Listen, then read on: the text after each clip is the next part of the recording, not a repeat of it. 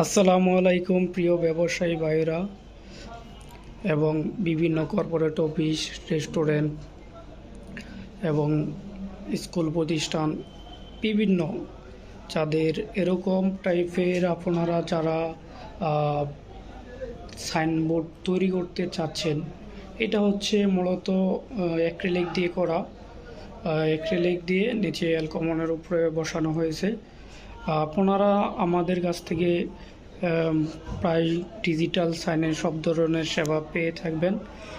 চাইলে আমাদের সাথে যোগাযোগ করতে পারেন। হ্যাঁ, এই হচ্ছে আমাদের 3 নম্বর বোট। এটার সাথে আরও